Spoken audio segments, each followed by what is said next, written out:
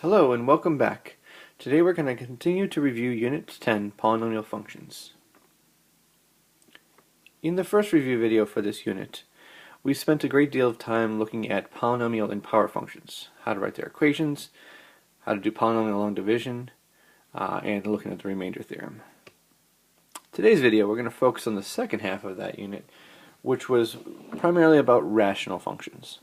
Okay. How to solve irrational equations and inequalities, how to simplify them, how to find their inverse, some basics before we sum up the most important things of this unit. So let's get right to it. Let's look at some basics about rational functions. What we're going to do first is we're going to look at the parent function for the graph 1 over x. That's a very basic rational function graph that we can have. So 1 over x looks like this. It has asymptotes for the x-axis and the y-axis. Okay, if you recall, an asymptote,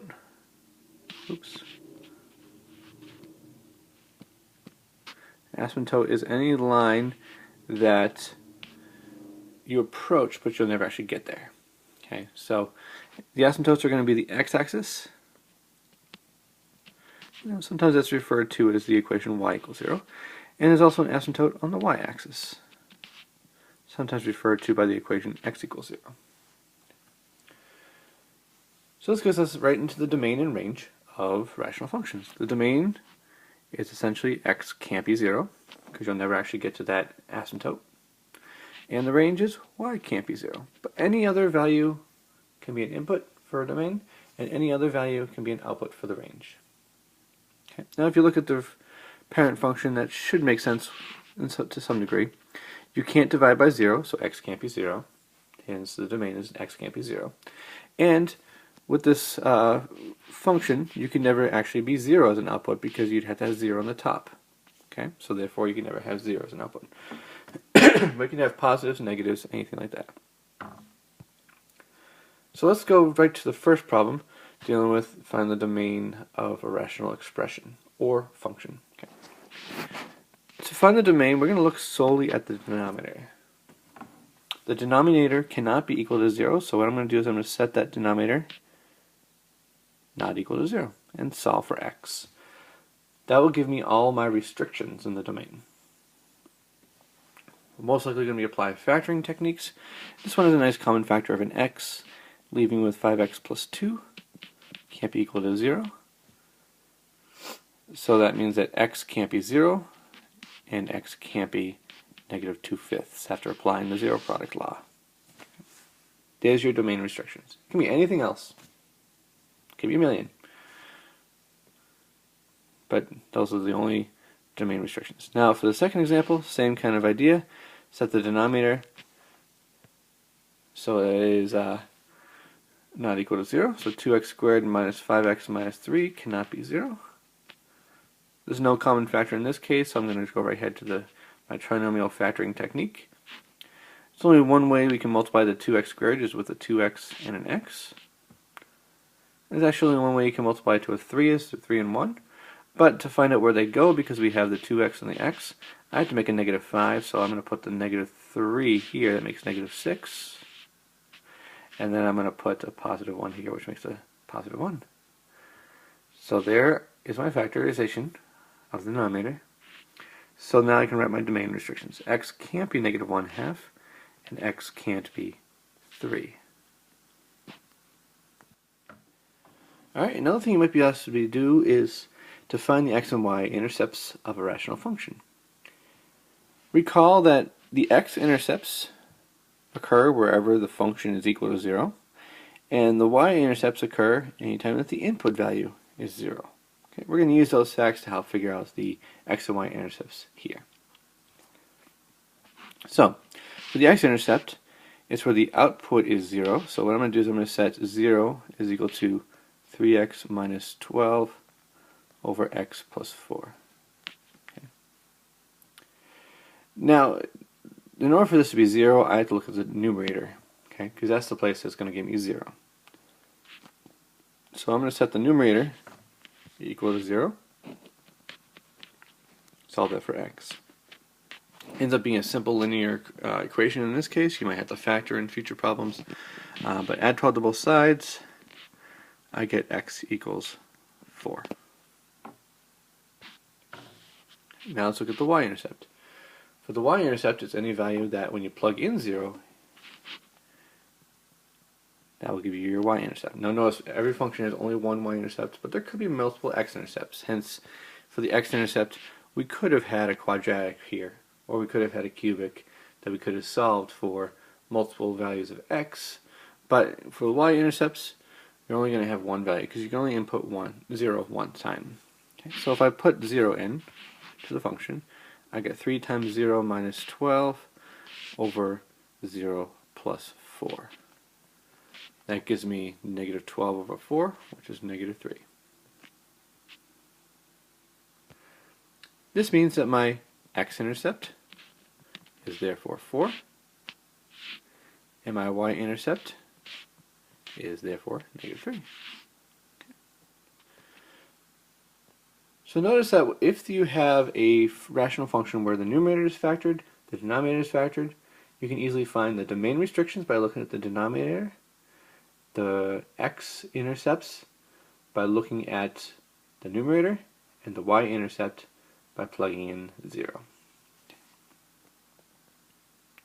As always, pause the video at each point if you need to write anything down before moving on.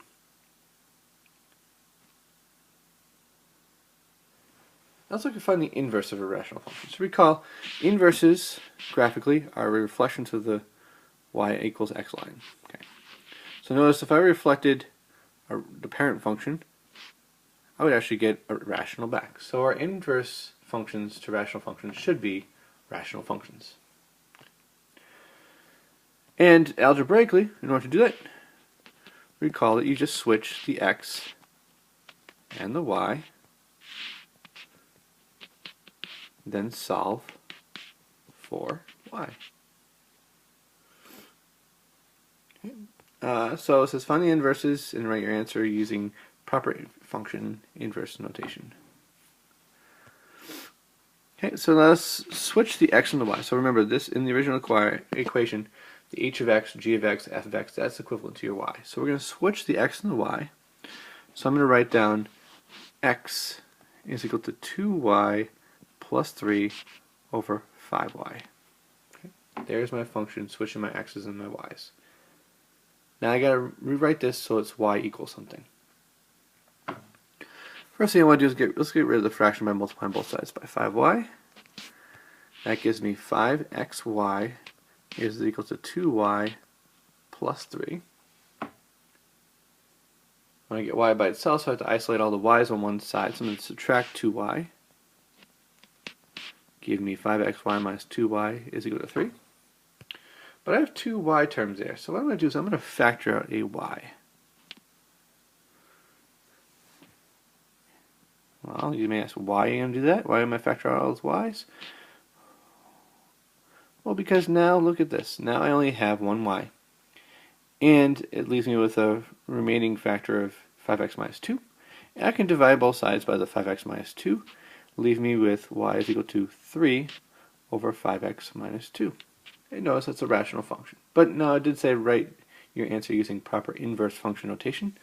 Inverse function notation deals with the h to the negative 1. That's how you write the inverse of a function. Okay, so this is what you get. There's your inverse of h. Let's look at function g. Now if you want to pause the video and try on your own first, that's great. If not, just watch along. So again, you want to switch the x and the y. So the function becomes x is equal to 2 over y plus 4. Okay, I'm going to multiply both sides by y plus 4, so it gives me x times y plus 4, which is equal to 2. Distribute that x to give me xy plus 4x is equal to 2. Get the y by itself. There's only one y term this time, so I'm going to subtract the 4x. So xy is equal to 2 minus 4x, and then just divide both sides by x. Leave me with the inverse of g, is 2 minus 4x over x.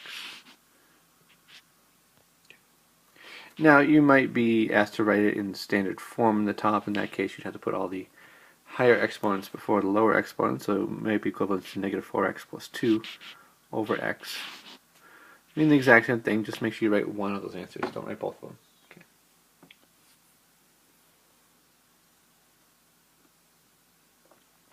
Now let's look at simplifying rational expressions. So we're going to start with some basic ones.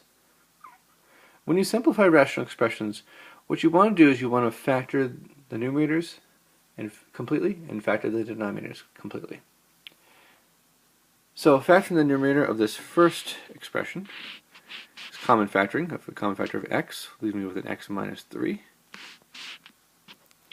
And we also have common factor of the denominator of this problem, so we have a common factor of 4, and we're left with x minus 3. Now, anything divided by itself is equivalent to 1, so therefore any factor that appears in the numerator as well as in the denominator, once you have it rewritten as multiplication, then you can cancel them out to make a 1. Alright, and that makes the simplified version as x over 4. Now it's really important to note that you can only cancel when you have everything being multiplied together. So basically completely factored, no adding expressions or anything like that. You have to have multiplication between all parts. Okay. Just as an example of why you can't do that, if I had x plus 3 plus x minus 2 over x plus 3, now they're not multiplying, so I can't cancel those x plus 3's. And you can easily verify that by plugging in a value for x that you want. Say you want to plug in 10 and reduce it, see what it gives you. Okay? And then see what you get when you plug it in to the x minus 2, and you'll see that those are not exactly the same thing. So you cannot do this. You cannot simplify things if they are being added to something. You have to only simplify if you have multiplication. So we have to completely factor. So the next one, let's look at this one. So the top has a common factor of m. I'm left with 3 minus 2m. No common factor in the denominator, but this is trinomial factoring. And now I know it's going to start off with 2m and m, because that's the only way I can multiply the 2m squared. And just like in a previous problem, there's only one way to multiply to negative 3, but to make 1, I'm going to put the 3 here and the 2 here. Oh, sorry, the 1 there. Because 3 times 1 makes 3. To make negative 1, I need to have negative 3 plus 2. Negative 3 plus 2. Okay. Alright, this actually leads us into another thing you have to be careful about. If you have the exact same thing in the top as in the bottom, you just cancel them and make it 1. But if you have a difference of two terms in a binomial, and they're switched, say you have like x minus 4 and 4 minus x, you can cancel those to make it a negative 1. Okay, because what you could do in the x minus 4 and 4 minus x is you could factor out a negative 1 in the top or in the bottom, doesn't matter where, to give you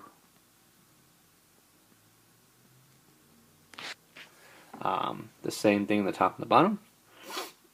So this works when you have a difference, okay, between two terms. So the 2m minus 3 and the 3 minus 2m, that cancels to become negative 1.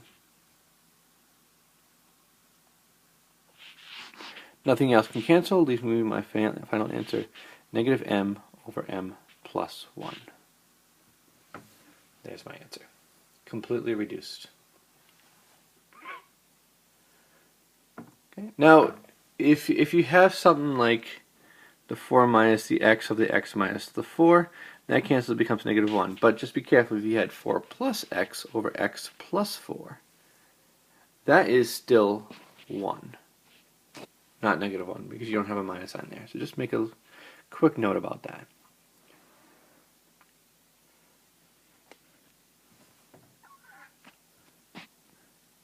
Now let's get into some multiplying rational expressions. Now when you're multiplying, dividing, adding, subtracting, we're going to be using a lot of fraction techniques. So these next few slides are going to help us review a lot of the different types of fraction that are there. Okay. Same kind of idea though. We want to factor all the numerators and all the denominators. And then when you're multiplying though, you just want to combine all the numerators together into one big expression and all the denominators together. Because you can multiply fractions by multiplying across the top, multiplying across the bottom, and then reduce. This first numerator, notice, is a sum of perfect cubes. 2 cubed is 8, so it's a sum of perfect cubes. So I'm going to factor that into x plus 2.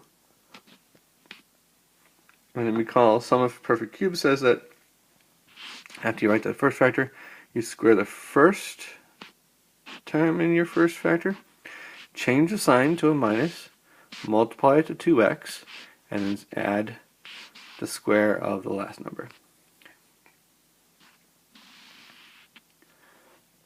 That's the sum of perfect cubes. Now, so difference, you'd have a minus here and a plus here, okay, because those two spots have opposite signs. Now let's look at the bottom of the first fraction.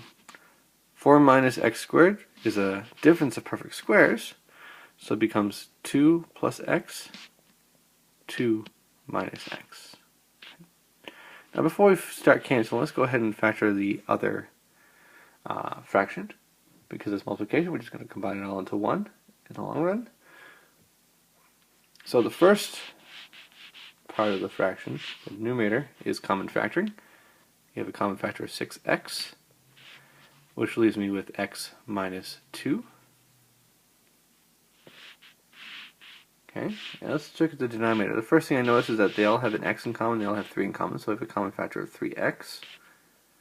Pull a 3x out, you get x squared minus 2x plus 4. Now you want to see, is that factorable?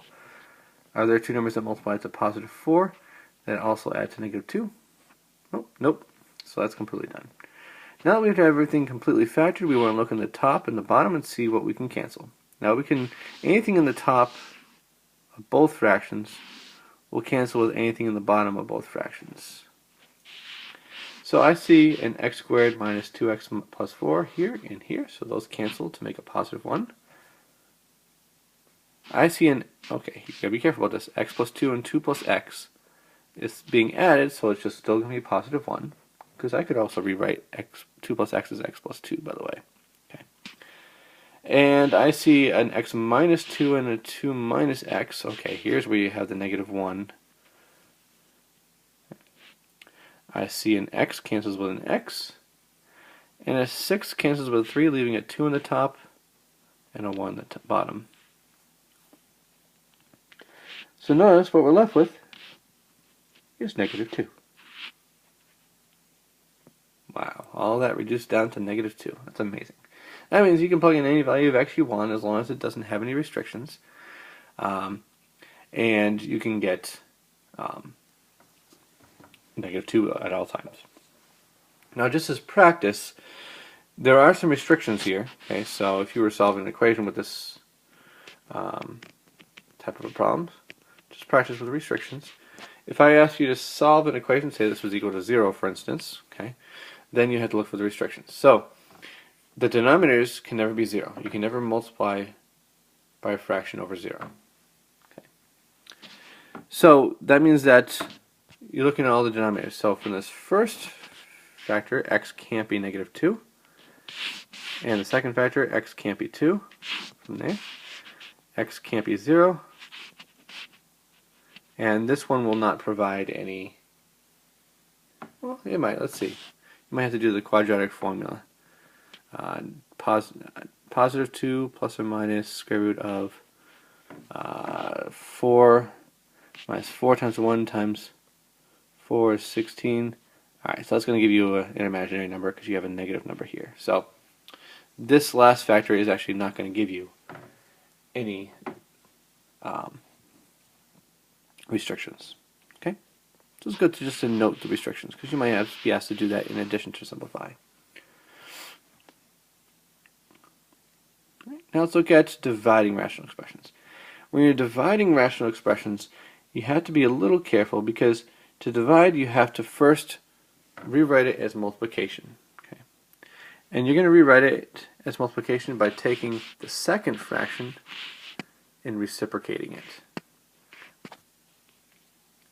So essentially what we're doing here is we're multiplying the x squared minus 5x plus 6 over x squared plus 3x plus 2 by the x plus 1 over 3x minus 9. Rewrite it as a multiplication by reciprocating the second fraction. Now let's go ahead and treat this like a multiplication problem where we have to factor all the numerators and all the denominators and then cross off anything that appears in both the top and the bottom. So the first fraction is x minus 3x minus 2. Okay, and then the bottom of the first fraction has x plus 1, x plus 2. And the second fraction is pretty basic, x plus 1 on the top, common factor 3 in the bottom. Okay, now let's cancel anything that appears in the top and the bottom. So I have an x minus 3 in the top and then the bottom, so that cancels to become positive 1. X plus 1 is canceled to become positive 1. And that looks like it's it. Okay, so my final answer is going to be x minus 2 over 3 times x plus 2.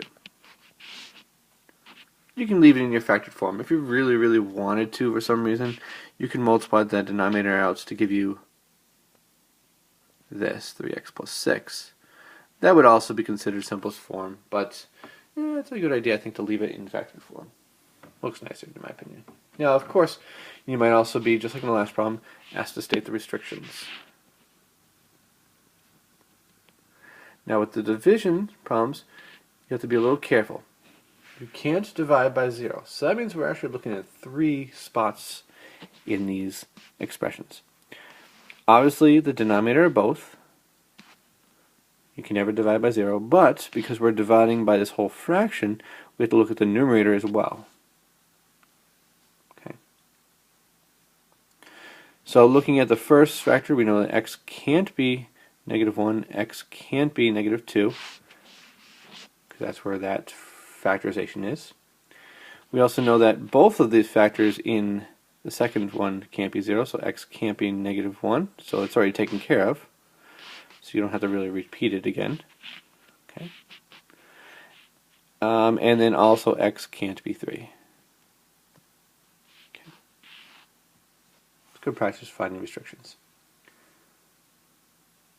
Now another way you can look at dividing rational expressions is through complex fractions. So for this next example, we have a complex fraction, and what that means is you just have fractions within fractions. The easiest thing to do is look at all the denominators and find the lowest common denominator. So in this case, once everything's factored, the lowest common denominator ends up being x minus 2, x plus 3.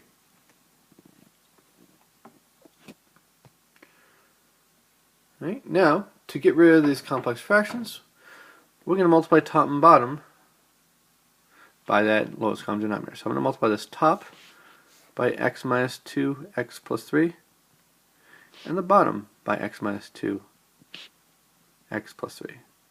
And notice that that denominator of the bottom is going to be factored into x minus 2, x plus 3. Okay, that's important to note. That's how we got our lowest common denominator, is that. And by multiplying by top and bottom by the same thing, we're essentially multiplying the whole thing by 1. So we are allowed to do that. And you just got to distribute that common denominator to each term. So this 2x minus 1 cancels in the first one with the x minus 2 cancels with the x minus 2 in the first. Leave me with just 6 times x plus 3. And this second fraction in the numerator of the big problem, we have a 4, and it cancels with the x plus 3's cancel. So we're left with just 4 times x minus 2. And in the denominator, all factors cancel, so we're left with just 2. So we went from a complex fraction down to a more simple fraction. Okay, let's reduce this further. Now we want to multiply out the tops. Perhaps you may notice you can divide 2 out of everything, but I'm just going to practice multiplying the tops because you may not have something that simplifies like that. So I have 6x plus 18 plus 4x minus 8 all over 2. Combine like terms. 10x minus 10, plus 10 over 2. Okay, and let's factor it out, see if we can cancel anything else. So we have a common factor of 10 in the top, so we have left over x plus 1 over 2. And that leaves us with 5 times x plus 1. Or you could leave it as 5x plus 5. Both are fine. Now, just like in that first example on this page, we could find the restrictions, but we're going to skip that for now and go on to the next slide.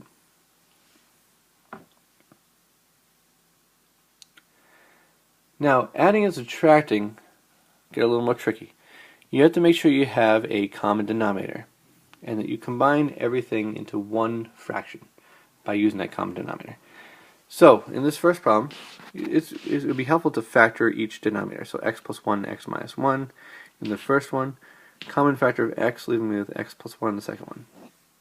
Okay. And then let's identify the lowest common denominator. Well, I see an x. I see an x plus 1 in both of them, so I only have to count it once. And I see an x minus 1.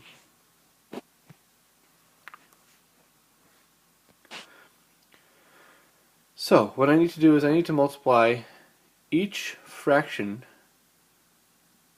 by something equivalent to 1 so that you have a common denominator across the board. So, what's missing in the first fraction is the x. So I'm going to multiply this first fraction by x over x. And that second fraction, I'm missing x minus 1, so I'm going to multiply top and bottom by x minus 1. It helps, I think, to put parentheses around the binomial so you don't forget to distribute. But we're not going to distribute in the denominators, just in the numerators. Okay. So this leaves me with x times 2x plus 5x times x minus 1 combined as one big fraction over x times x plus 1 times x minus 1. Now, as mentioned earlier, don't get into the trap of canceling these x minus 1s. You can't do that because you have this addition here. Okay? You can't simplify it. You have to have everything multiplied together in order to do that. So I'm going to continue simplifying by making 2x squared, distribute the 5x to make 5x squared minus 5x. I'm going to keep that denominator factored out because once we get to the numerator completed, we may be able to cancel something. Perhaps you see what we're going to be able to cancel soon. And then combine like terms, we have 7x squared minus 5x over the x times x plus 1, x minus 1. And the numerator, once you factor it, has a common factor of x. So we have 7x minus 5 over x times x plus 1 times x minus 1. Alright. Now notice everything's going to be factored completely, rewritten as multiplication. I can then factor out these, cancel out these x's. Nothing else cancels, so my final answer is 7x minus 5 over x plus 1 times x minus 1. Okay, now it's completely simplified. Now let's look at this next one. Subtraction, you have to be a little careful, especially because you're dealing with a negative that might be distributed to a binomial that you multiply the 18 by. So just be careful about that negative. Okay. First, find the lowest common denominator. So factor all the denominators completely. Y minus 3 is factored completely, but this one has y plus 3, y minus 3. Okay. So the lowest common denominator is going to be y plus 3, y minus 3. So I have to multiply top and bottom of each fraction by what's missing in the denominator. So in the first fraction I'm missing a y plus 3. So I'm going to multiply top and bottom by y plus 3.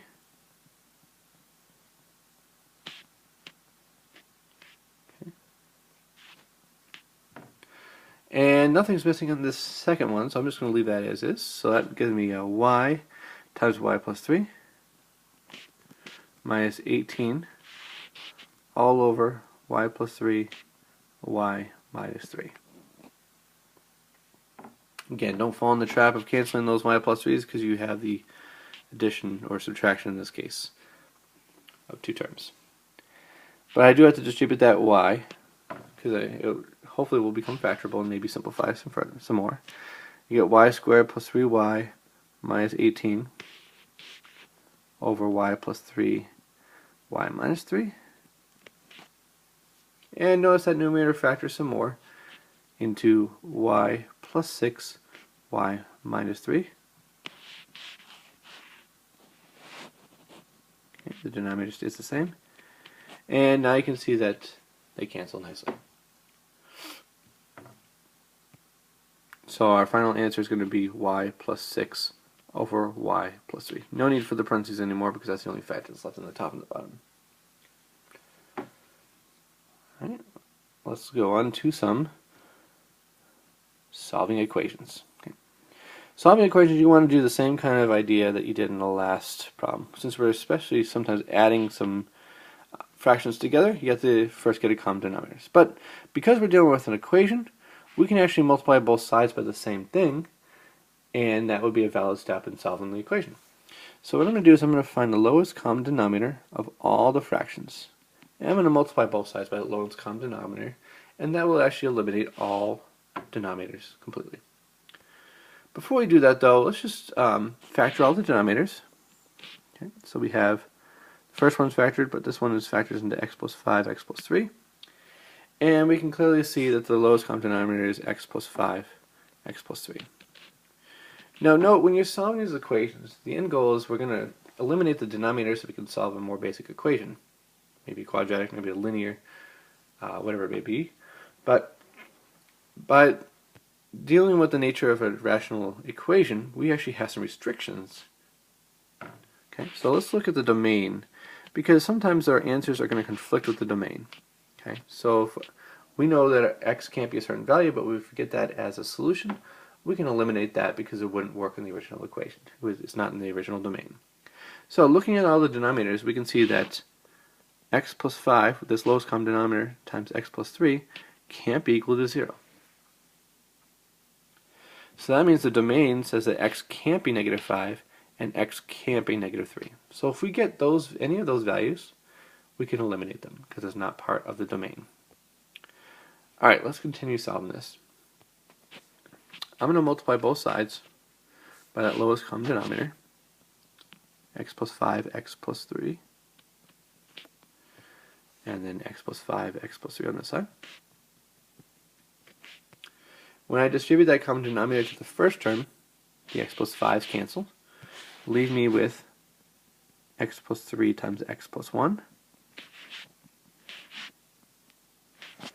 Now in the second one, all the factors of the common denominator cancel, so that leaves me just 18 times 1 essentially, so 18, and equals, and when you distribute the lowest common denominator to the fraction on the right side, the equal sign, the x plus 3's cancel, leaving me with 9 times x plus 5.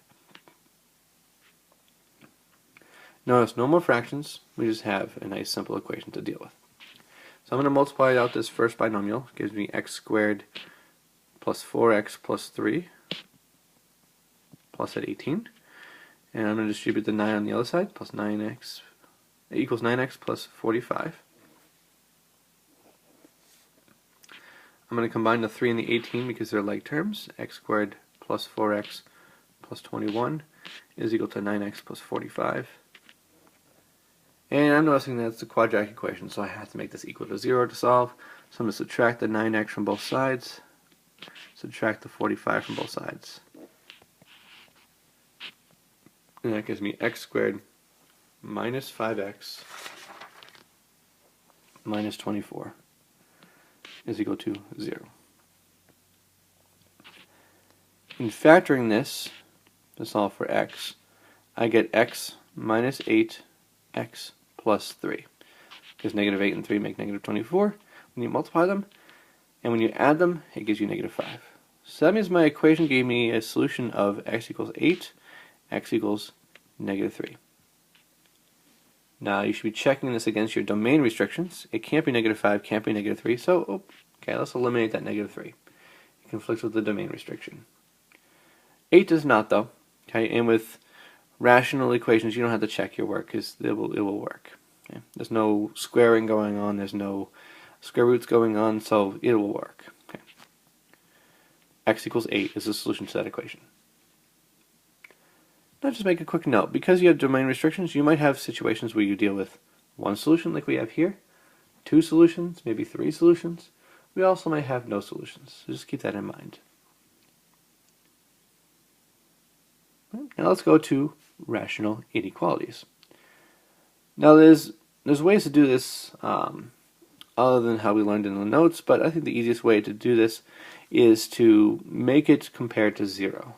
Okay, and then we can just factor all the tops and the bottoms, and then we can just test some points. That's probably the easiest way to do it. When you get to pre-calc, you'll look at some more complex ways of solving these equations. But for now, let's make it compared to 0. So I'm going to subtract the 6 over x plus 2. By the way, note that the domain can't be negative 2. Okay, that's the only place there's an x. Now, you'll see in a moment the domain restrictions really won't be as necessary to do right here, because if you're dealing with strictly less than or greater than, then that's going to be taken care of in the problem. The only place you have to worry about the domain is when you have a greater than or equal to or less than or equal to. But we don't have that here, so we're not going to, I'll mention that at the end what to do. Okay. So let's solve this inequality. X plus 1 over x plus 2 minus 1 over 2 minus 6 over x plus 2 is greater than 0. Okay, we're going to solve that inequality compared to 0. You want to combine to one fraction, so you have to find a common denominator. Okay, and you may see that the lowest common denominator is 2 times x plus 2. So, if I multiply both sides by this lowest common denominator, 2x plus 2, 2x plus 2. Well, actually, I'm not going to do that. It's not an equation. I'm going to make each fraction as a common denominator, so I have to find out what's missing. So in this first one, I'm missing a 2. In this second fraction, I'm missing an x plus 2. And in this last fraction, I'm missing just a 2. That can make it into one big fraction. Yeah, it's a little bit easier. Okay. Now we want to make sure the top is factored completely, the bottom is factored completely. Well, the bottom is, but we have to do some work on the top to get to the complete factorization. So 2x plus 2 minus x minus 2 minus 12. And that's all going to be over 2 times x plus 2. Okay. Now let's combine like terms in the top. So we have 2x minus x leaves me with an x. 2 minus 2 minus 12 gives you negative 12 over 2 times x plus 2. Now this one ends up being decent, is that we don't have to factor the top anymore. You might get a case where you have to factor quadratic, and you just keep factoring until you are done factoring all the tops and the bottoms. Now what we're going to do is we're going to use this factorization to find all our critical values. Our critical values are going to be essentially all the values that make each factor equal to 0. So we have 12, we have negative 2, and that 2 doesn't give us any critical values because there's no x. Okay. What we're going to do is we're going to look at a number line and kind of test points between those values. Okay. To find out, we're going to eventually know where is this function essentially positive in this case, because we want to find out where it's greater than 0. If it was less than 0, we want to find out where it's negative. So if I test an easy point, such as 0, into this factorization, plug in 0, I get a negative on the top, and in the bottom the 2 is always positive, and then the plug in 0 with the x plus 2, that gives me a positive 2, which is positive. So between negative 2 and 12, I get an overall negative. Remember, an even number of negatives makes a positive, an odd number of negatives makes a negative. Okay. If I test something to the left of negative 2, such as negative 4, the top I get negative, not necessarily negative 1, but a negative. And the bottom I get positive from the 2, but then I also get a negative because I get something like negative 3 plus 2, which is negative 1, negative 4 plus 2 is negative 2. There's an even number of negatives, so it becomes a positive overall. Okay. And then anything greater than 12, let's say we test 15. Notice that we get a positive in the top, positive from that too, and a positive from the other factor. Overall positive. So the solutions to this inequality then are anywhere where it's positive, because we want to compare it greater than 0. And because it's strictly a greater than, we're not going to be equal to those critical values. We're just going to have open circles. And these are all the reasons where it's positive. So our final solution is going to be x is less than negative 2, or x is greater than 12.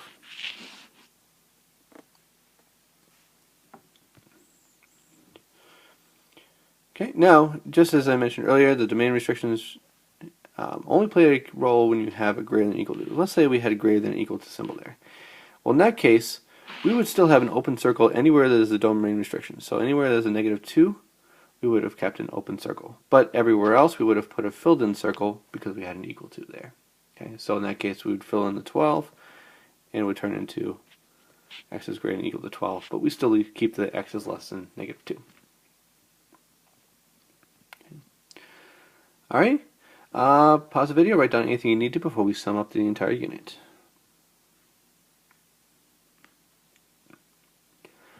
Alright, so in this unit we had a lot that went on. Okay, a lot dealt with polynomial functions, power functions, rational functions, but here's the things that you should be able to take away from this.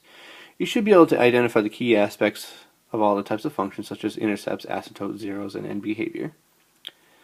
You should be able to write the equation of a polynomial function given its roots, or zeros, and 1 point on the function to help define what the a value is. You should be able to apply long division through polynomial long division to divide two polynomials to find out what the remainders are, if there are any, or to see if things are factorable. And you should also be able to apply the remainder theorem.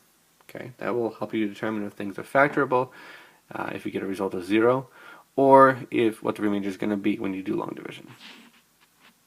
You should be able to find the domain and range of all types of functions here, find the inverses of an inverse of a rational function, completely simplify rational expressions, add, subtract, multiply, or divide rational expressions, and solve rational equations and inequalities.